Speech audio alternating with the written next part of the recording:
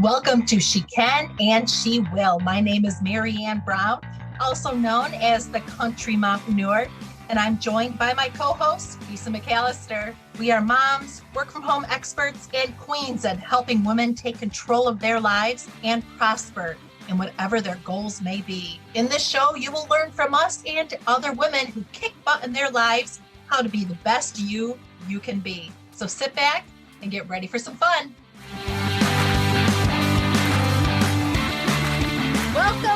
Welcome. We are back to another great episode of She Can and She Will, because we can and we do. We can. Glad to have you today, guys. So glad you could tune in. We've had a crazy morning of all sorts of technical issues, so hopefully this will go well. It's so embarrassing. That falls right in line with what we're talking about today. It is the worst. Disa just started a recording in the middle of our Zoom call and then just turned the Zoom call right off. I couldn't figure out where that sound was coming from, so I just canceled the whole thing. We just all rejoined. Kicked everybody out of that meeting. That was awesome. Hey, technically, if you can't have a few technical issues every now and then life isn't fun. Okay, so I wanted to touch on today. This is going to put a bit of a time stamp on this podcast episode, although I'm a true crime junkie. I was a true crime junkie before being a true crime junkie was cool. Like, I was very into forensic files. I still like forensic files. I was actually talking to someone the other day about the fact that the guy that hosts that has the most relaxing voice. It's so easy to fall asleep to his voice. And you're falling asleep to a calm voice saying, and then she stabbed him 10 times. So you're just falling asleep to these weird things. His voice is so calm. Gosh. But what I was going to say, I don't know if anyone else followed or has followed in the past, the whole, how did you say his last name is? Murdoch? Murdoch. Yeah. I was saying his name totally wrong, like Murdaugh or something. It's spelt weird. But he just got found guilty and sentenced to life in prison. Ooh. Love it. Judge said the evidence was overwhelming. Yes. If you followed, there was a special that because Dateline did one, 2020 did. I watched all the little ones. And then Netflix did like a 5 or 6 episode special. So much stuff that happened. Holy cow. With the one girl getting killed and then his kids and then the maid. What? Stuff. Yes, you have to watch it. It's I'm going to have to catch up. All I did was catch the headline this morning. So.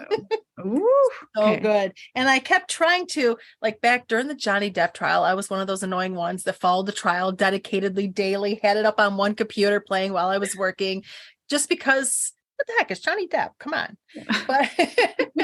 But this one, I kept trying to catch this trial, but I kept forgetting. And like 4:30, I would turn the TV on and I would be like, oh, I missed the trial. And I would catch like the last 5 minutes. But he was sassy when he was on the stand. Like when he was getting cross-examined, when they were asking him questions, he was just sassing them. And I was like, that is not a good look for you. Really? No. I didn't know that. I'm not surprised. I only watched the highlights like afterwards, but I didn't see too much stuff. That's interesting. Okay. Murder. So that is not what we're talking about today, but that's what I wanted to start with. Do you have something fun that you would like to add? I feel like that does kind of go in line with what today is because when you set this up, you have to make sure, that anything is going to. Yeah, you're set up right. So today we are talking about the top 2, 4, 6, 8 ways to set up your home office. Woo! All right, I will let you kick it off, Disa. All right. So the first thing that we recommend anybody does that is starting to work from home is to have a dedicated space kind of away from the rest of the house. So Stephen King has a theory that like you should like instead of building a house around your desk that you write in, that you have a desk that just fits in your house. And so your house is for living and you're working, it's for working. But as long as you put that desk in a place where you're not going to be like distracted and kids are running by and the TV's on, like make sure that it is a dedicated space just for that work, and that it's a fitting space for what you need to do. Absolutely. Absolutely. I know when we built this house, when we were designing it, I picked where my office was going to be, expanded a little bit so it would make it just the right size that I wanted it to be. It was that and a big pantry were the two things that I really wanted when we designed the house. Oh, nice. So our second one is be sure that you have all the tech that you need. And when we say that, we mean not only the computers, which you should have. I mean, a lot of people work off of laptops, and when I first started, that's all I had was laptops. And you can get by for a while with one. I think I bit my lip. And but you also want to have a really good desktop. I mean, to have the space that you need to save the gigabytes, whatever it is. I don't know all the techie words, but to have that kind of space, you need a desktop is what you're going to need for the kind of work that you're doing. I mean, you're going to be doing a lot of likely Google stuff with Google Doc and Google Suites. And you also want to make sure you have really good Wi-Fi. I did for a small period of time when I moved from one place, stayed in an apartment for a while before I moved to my next place. And I didn't have the best Wi-Fi, and that really sucked. It was a lot of trips to Panera working during that period of time. I've been there. Yeah. Yeah. I used to feel like the desktop computers was like the only way to go. And then I got a really expensive laptop. Like I've always been a Mac person, but I got a really expensive laptop and I never used the desktop again. It's also handy to be able to grab your stuff and go someplace too. So I mean, it's awesome. We're taking the kids to parkour and then just camp out there for an hour and get a couple extra things done. But the Wi-Fi is essential. Like I don't think there's nothing you can really do without Wi-Fi unless you're blogging offline and then are gonna re-upload it later on. But have you ever gone like bonkers with the tech and like just got too much equipment or too much stuff? I mean, I currently think I may have, I have two desktops that I usually just always have running because a lot of times I'll have Zoom going on one and be working on another, especially if it's a call that I don't necessarily have to be on. I'm just sort of on so I can work on the other one. And then I also have 3 laptops because I got a new one for Christmas. That I didn't ask for. It's really nice. Let's not let the person think that I don't appreciate it because I do love it, but it's more of a gaming one than it is for working. So it's got like the light up buttons and stuff like that. So it's a little bit more than what I would normally, but it's good to have an extra one just in case. Yeah. I tend to go a little overboard on that stuff. Like I bought a scanner, which used to be like you needed a scanner at some point. And I got the top of the line, the Fuji Scan Snap, which is amazing. But I've probably used it 4 times in the last 3 years. Like it is unnecessary. I think the only time I've ever used my scanner is to sign NDAs. And now there's an app on your phone that you can actually scan now with. So I just use that now, but that's the only time I've ever used it. Yeah. Okay. So what are the basics? It's a computer and Wi-Fi and maybe like Google Workspace. Like, I think that's it. You can do everything off of those. Anything else is bonus. Okay.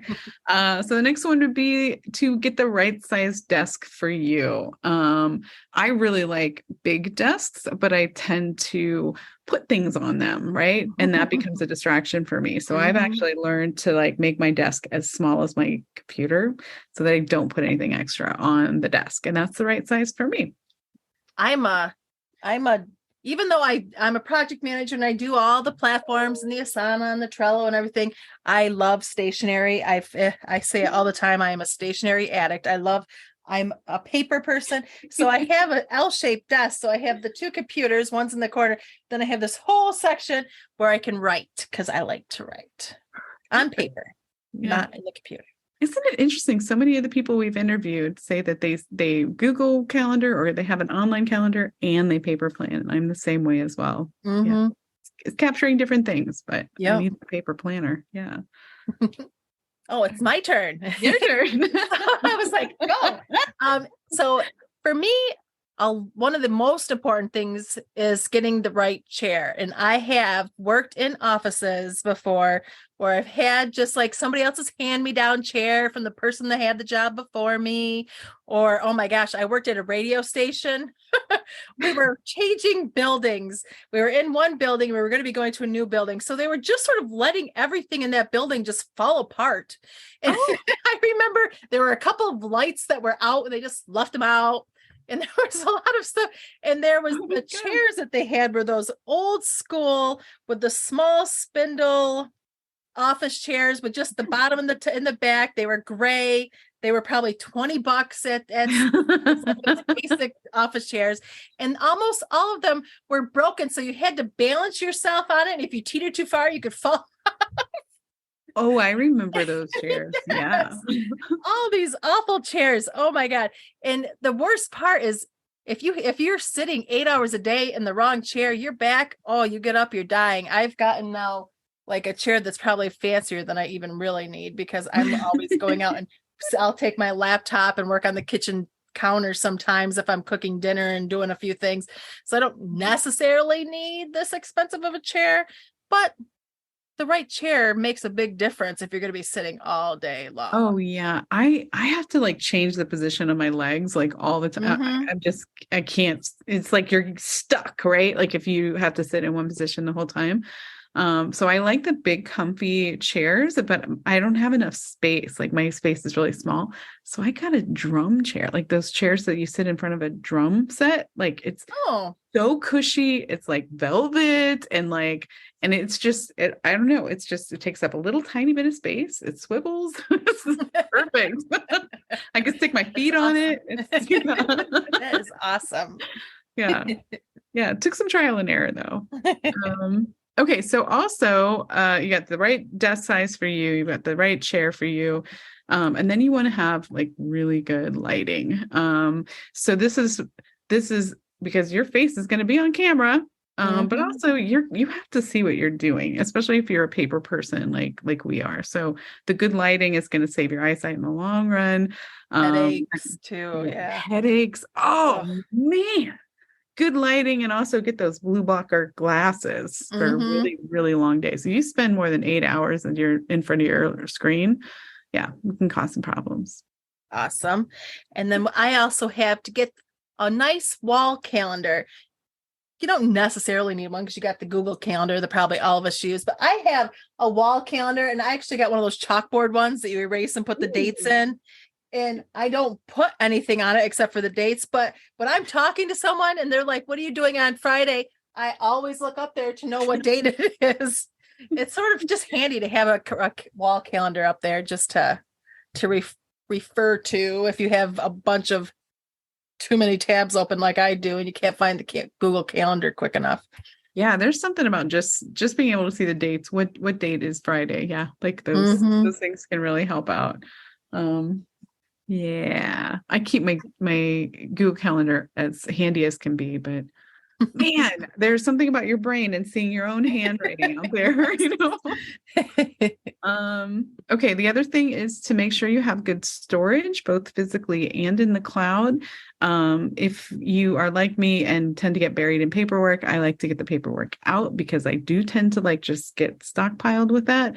Then your cloud storage is really essential. Get your paper stuff into the cloud as quickly as possible. Get it out of your house.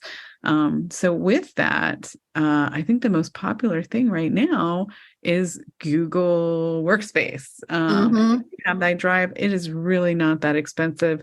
You can hold all your stuff in there. Dropbox was huge for the longest time. Yeah. Google's kind of taken over just because it's got so many other features in there.